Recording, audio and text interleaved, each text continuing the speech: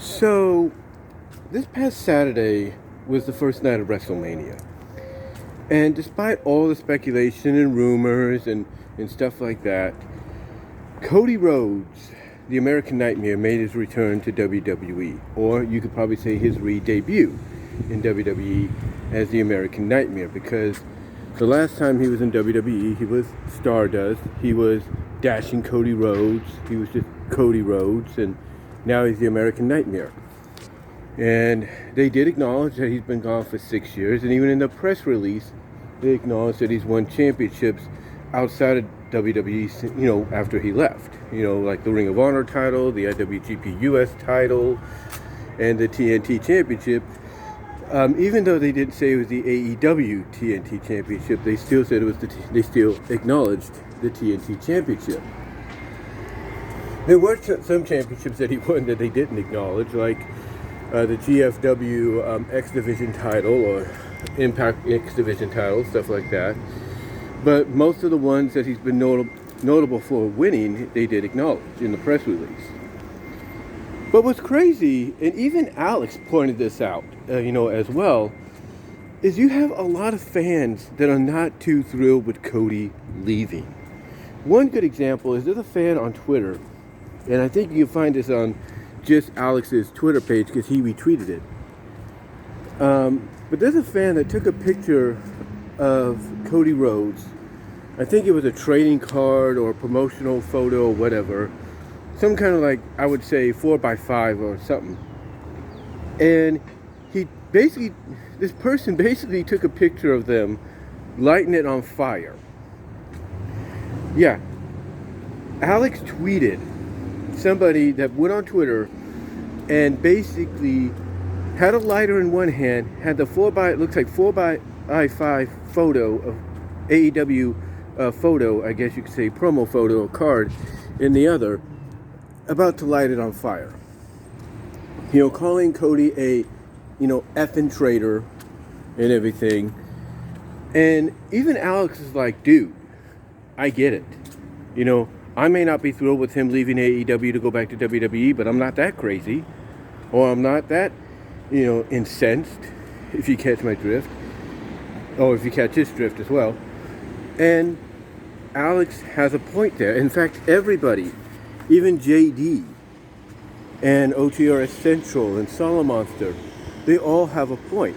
Look, not everybody is thrilled that the first AEW defection to WWE is not only somebody that helped found the company, but also somebody that was an executive, a VP, if you will, and pretty much had the world in the palm of his hands, and he decided to give it up to go back to WWE.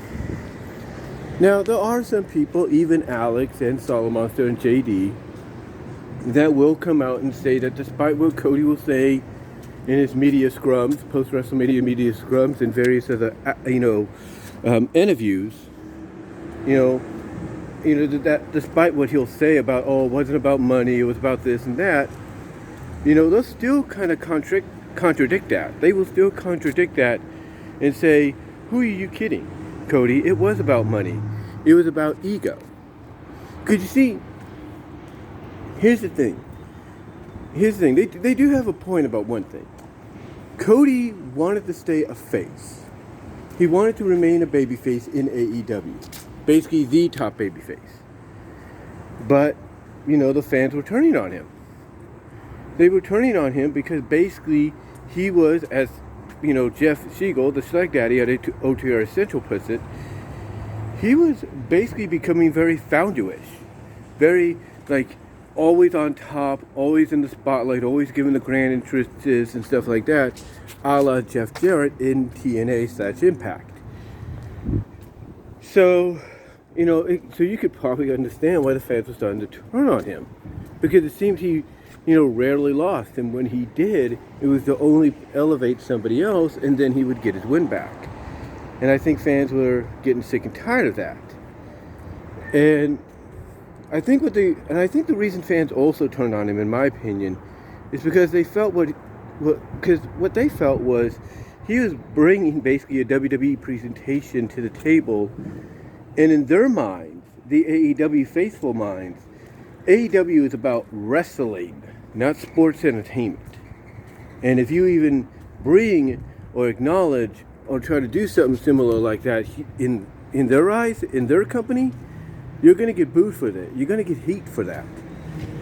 A good example recently is the JAS, the Jericho Appreciation Society.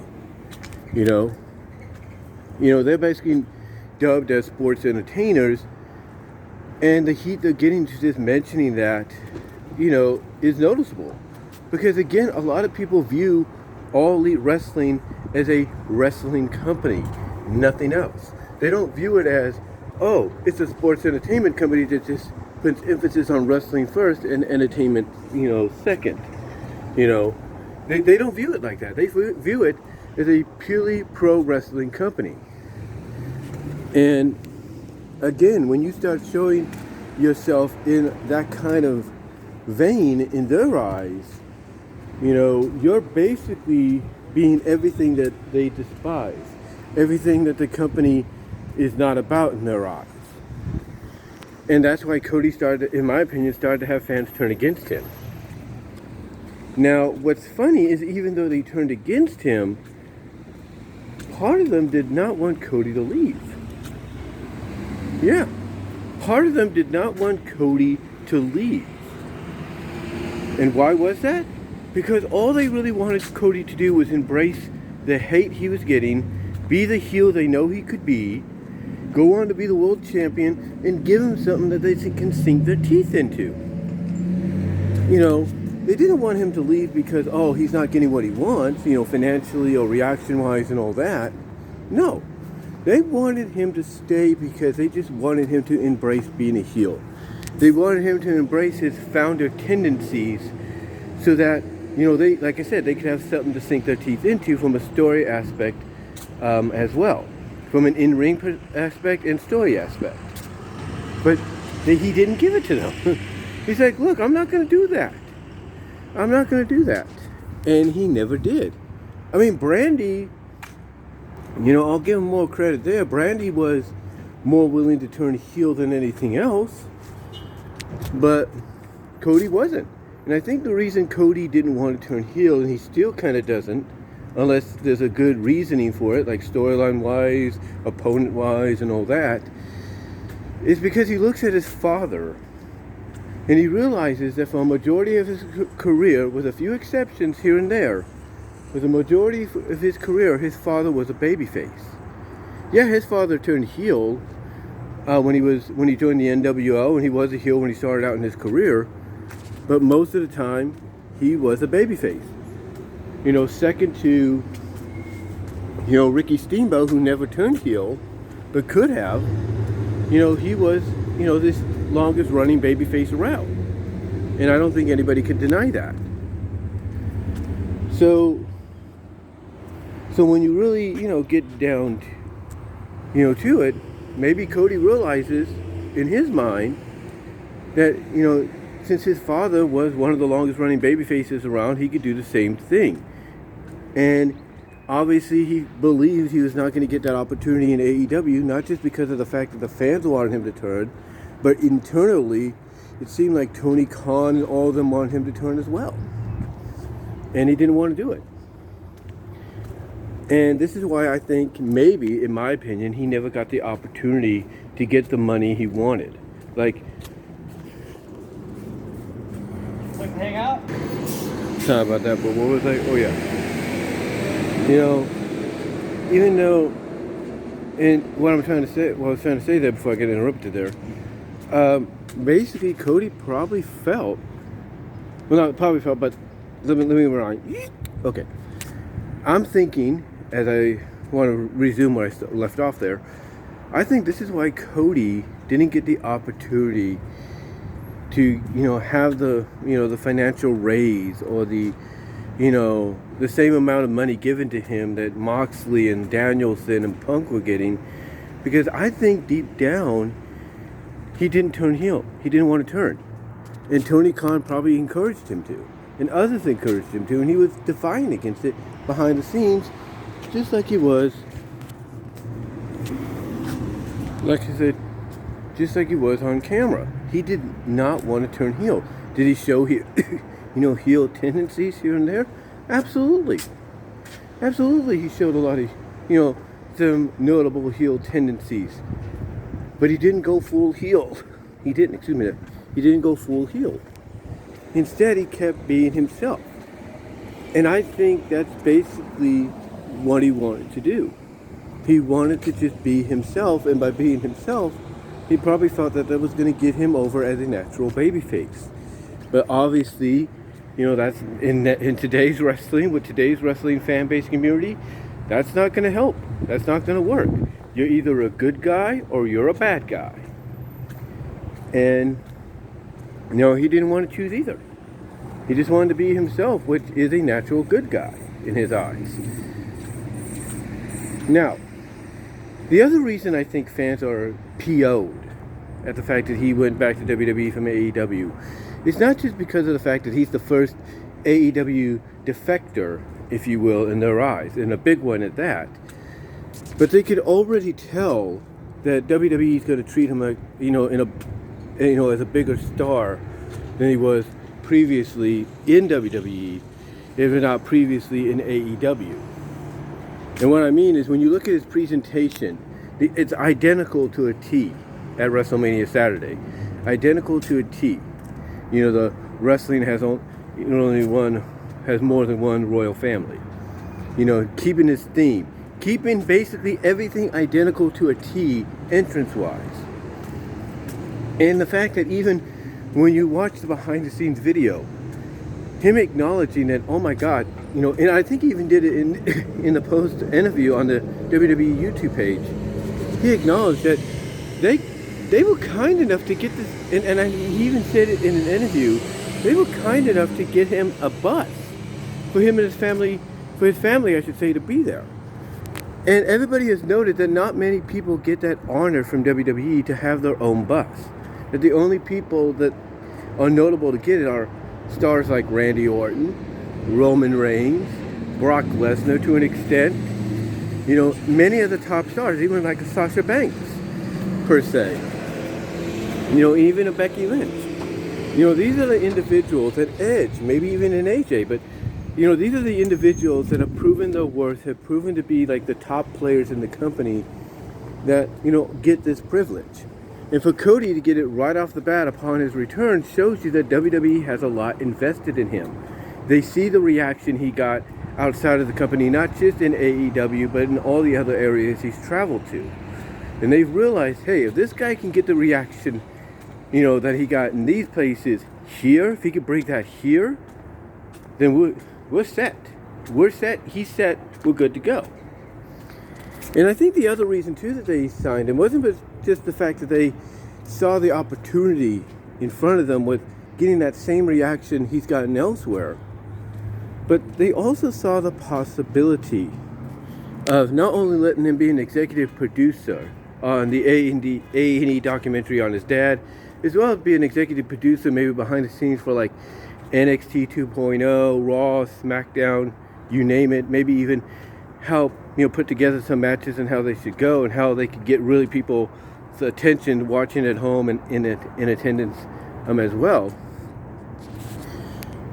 But also, I've said this before as well, I think they see the opportunity that, hey, we got a guy that helped found this company that has all this momentum that even WWE recently acknowledged in a press release recently.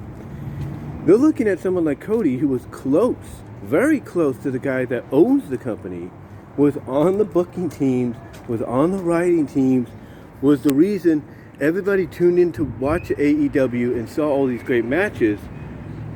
And they probably are looking at this guy and they're like, hey, if we bring this guy back in and give him everything he wants, if not more, as well as executive producing credit on his dad's documentary, maybe he can even share with us some of the ideas that, from a booking standpoint, story standpoint, it helped make AEW what it is, and bring it over to them and let them apply it to whatever they have in mind.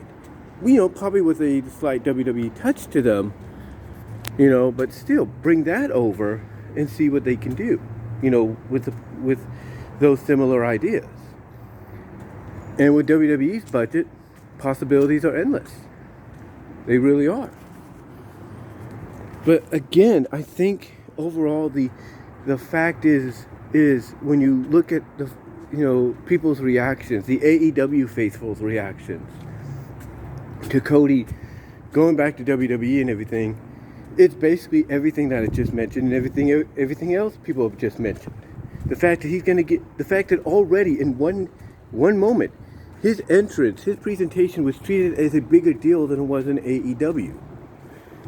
The fact that they went all out for this guy, giving him his own buzz, letting him be executive producer on the staff's documentary, maybe even help out with executive producing matches, as well as probably coming up with ideas for certain, matches and storylines that could work, even potentially bring over some ideas that, he helped kind of create or come up with in AEW, as well as like story elements and, all that over to WWE. Even if that's allowing WWE to see what they could do with it, possibly with a bit of a WWE touch to it.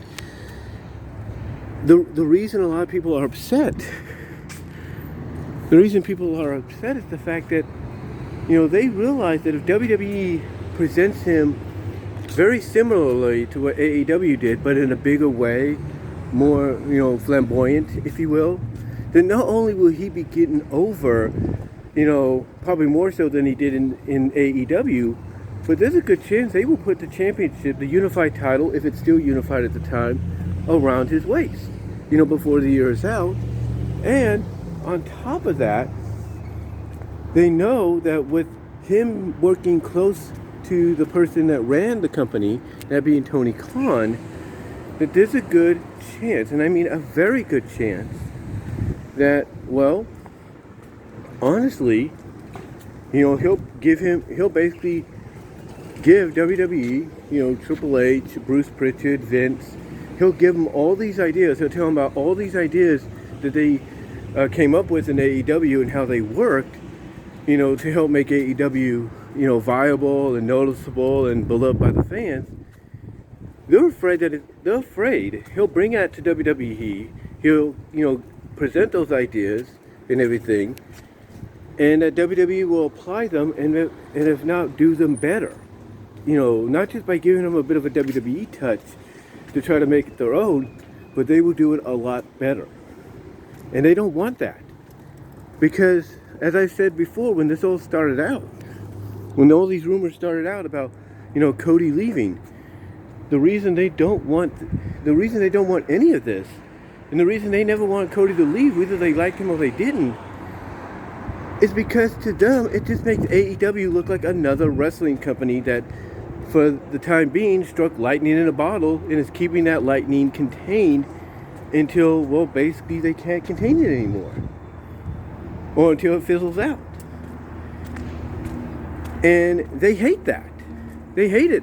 Because they're like, oh, great, so now AEW is just another wrestling company, whoop-de-doo. Or, great, AEW is just a modern-day version of WCW, whoop-de-doo. They don't like that feeling. And by Cody going over and taking all this knowledge with him, taking the reputation that he's given himself in the past 6 years, he's, grown and built from himself as the American Nightmare. They don't like the fact that he's taking all that with him, and basically in the end, it makes the company he helped put on the map, just look like another major wrestling company that, as I mentioned, struck lightning in a bottle and is keeping that lightning contained in said bottle till it fizzles out. They don't like that, because now to them it's like, oh, great. Like I was saying, to them it's like, now, oh, great, AEW is just a modern day version of WCW, or a modern day hybrid version of both WCW and ECW, and that's it. And they don't like it. And when you have, and the reason they don't like it is because to them, it makes WWE look even better and bigger than what they already are. And it basically slims the chances for AEW to be the company that takes them down. And they hate it. They really do. But yeah, Cody's back in WWE, and we'll see what they do with him. Hopefully Saturday was a preview of things to come. And that's all I'm going to really say about it. But yeah, the reason people are upset that he's in WWE is because now it makes AEW look like just another another wrestling promotion that struck lightning in a bottle, containing the same lightning in a bottle until it fizzles out. And then by doing so, makes it look like overall it's a modern day hybrid version of WCW, ECW, and they do not like it. They don't. So let me know what your thoughts are on Cody Rhodes going back to WWE. Do you think I have a point in some of the things I mentioned as to why fans are upset about this? Let me know down below in the comments, as well as in the live chat during the premiere, where super chats and super stickers are open and would be appreciated, guys. Whatever you can do. Also, take me out of BW Rose's discussions on all your favorite audio podcast platforms except for Pandora.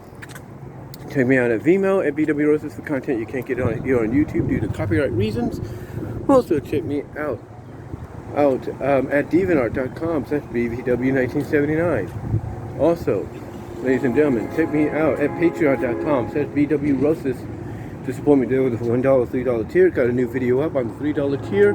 We'll go public soon. Just don't know when, but it will be soon.